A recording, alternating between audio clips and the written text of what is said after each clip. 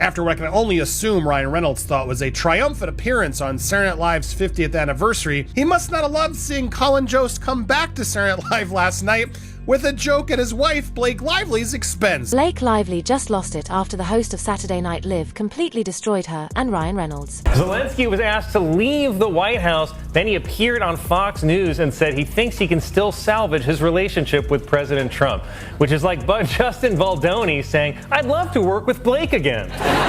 Now, you might be wondering, who has a personal grudge against this so-called power couple?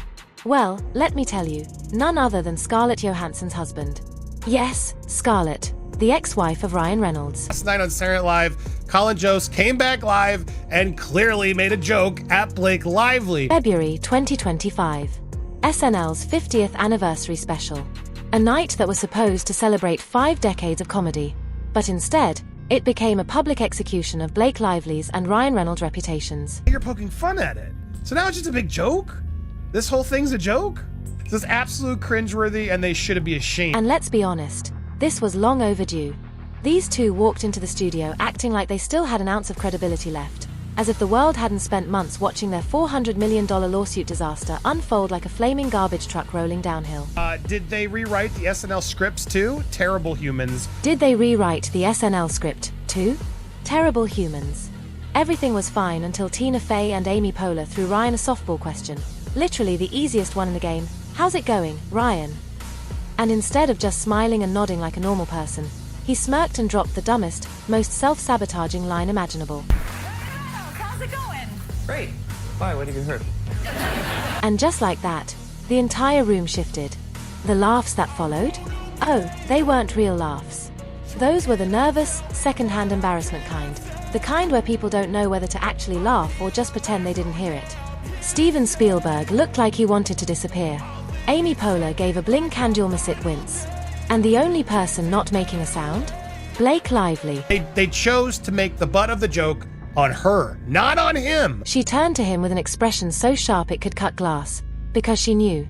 She knew that the second that dumb joke left his mouth, every single person in that audience was thinking about the lawsuit. Some laughs, a little uncomfortable from Anna Taylor, and then Kevin Costner just didn't react at all. Ryan and Blake hadn't made a single public appearance since Justin Baldoni dropped that lawsuit on them like a nuclear bomb. And instead of laying low, doing damage control, or maybe, just maybe, not reminding people they exist, they strutted into SNL like royalty, thinking they could charm their way out of this. Delusion at its finest. But oh, how quickly the smokescreen shattered. Ryan Reynolds and Blake Lively make their first public appearance at Saturday Night Live's 50th anniversary. They made a joke about it all. Because here's the thing, Hollywood had already moved on. The industry was done pretending these two were some kind of golden couple. And the second they stepped into that studio, the audience knew what was coming. Blake had spent months trying to rewrite reality, spinning an Oscar-worthy victim story. But Ryan was about to wreck it all, in one of the most embarrassing live TV moments of his career. Kind of had to, being there, which makes me realize and think this was all orchestrated and planned. This was his WME and people getting in and giving Lauren Michaels and Saturday Night Live sort of the opportunity to get them there first, to sort of address it. Things were already bad, but they got even worse when Ryan Reynolds was out there torching his career in real time. Because SNL had something even more brutal planned for Blake. Enter Colin Jost. And this wasn't just any joke.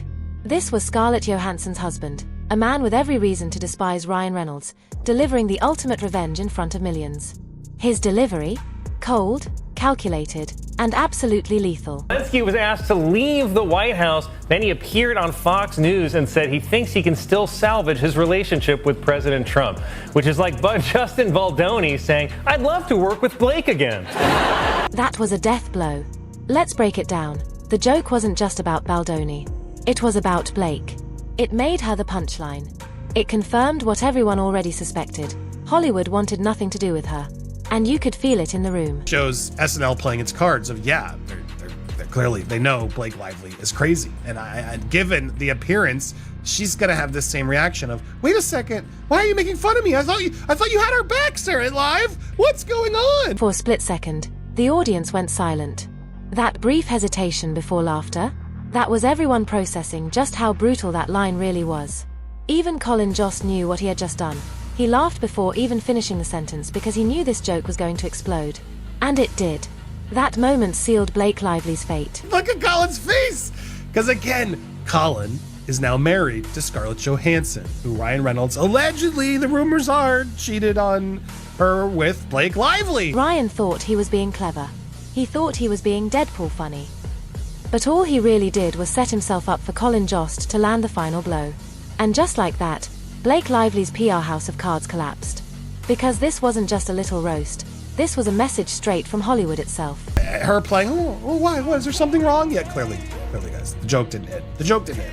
They don't respect her. They don't take her seriously. And they're done buying into her victim narrative.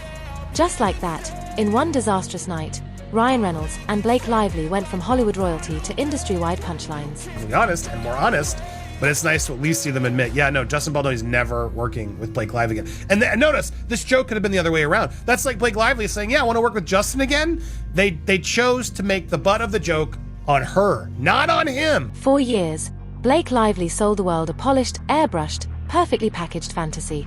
She was Hollywood's sweetheart, the effortlessly charming A-lister, the feminist darling who could do no wrong. She's never hosted. He's never hosted.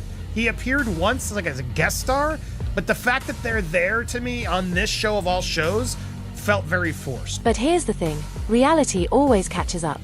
And in 2024, reality bulldozed straight through the PR fairytale.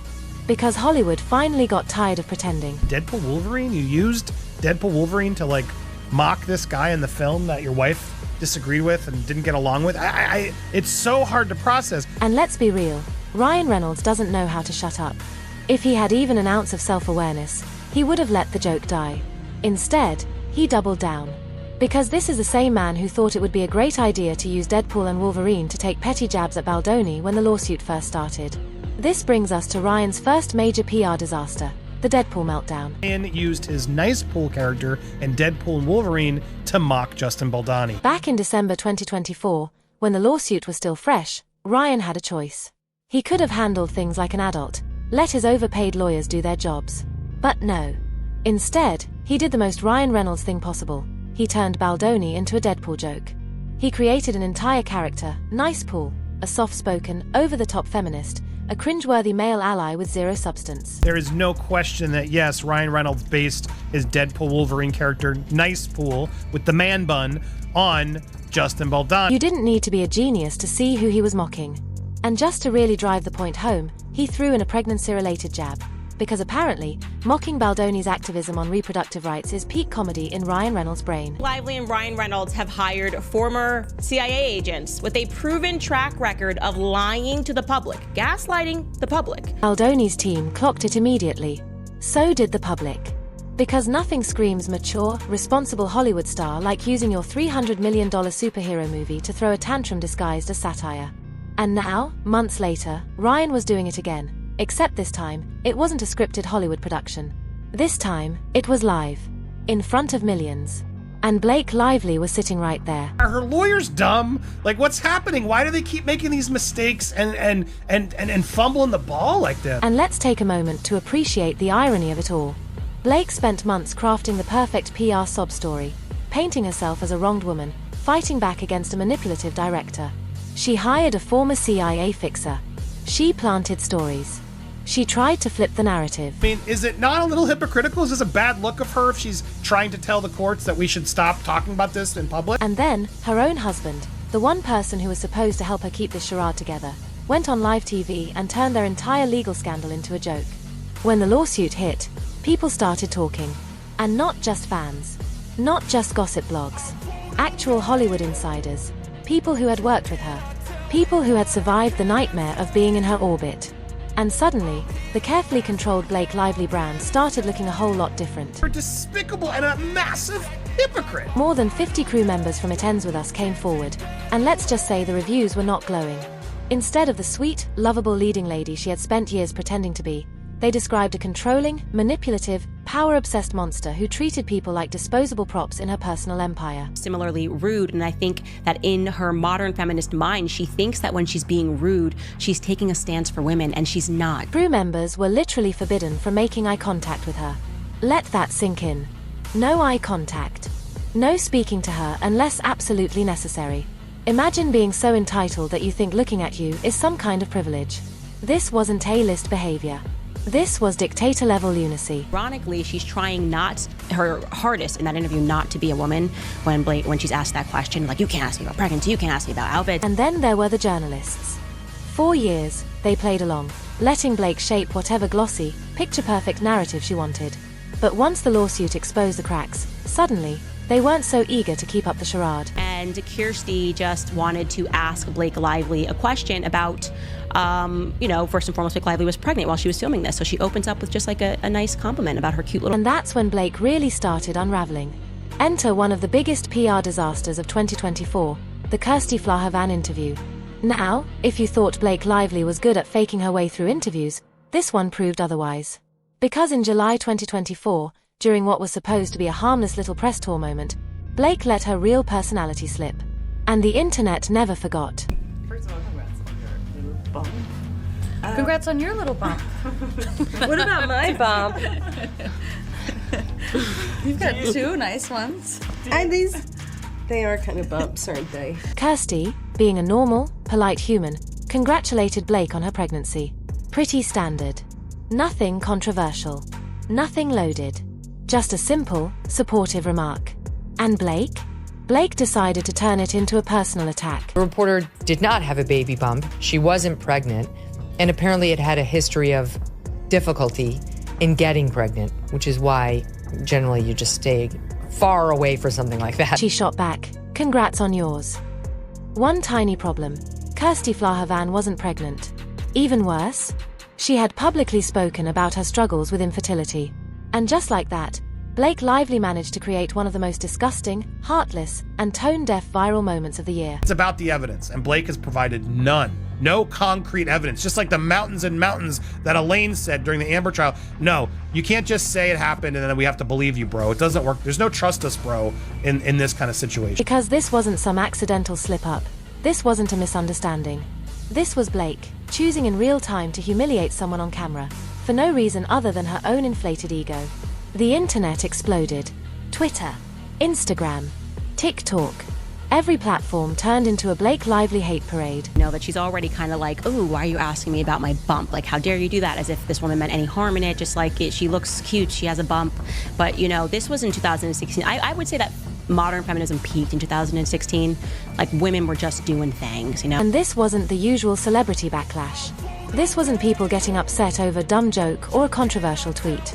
This was Blake showing the world exactly who she really was. Her feminist icon card? Revoked. Her America's sweetheart status? Gone. Her entire career? Hanging by a thread. Because here's the thing about Hollywood, they'll cover for you as long as you're useful. But once your reputation becomes a liability, they'll throw you under the bus so fast you won't even see it coming. And Blake Lively? She was officially Hollywood's newest PR disaster. And this guy was one of the group of 51 senior intelligence officers who signed the widely cited and subsequently criticized 2020 open letter stating that the Hunter Biden laptop has all the classic earmarks of a Russian information operation.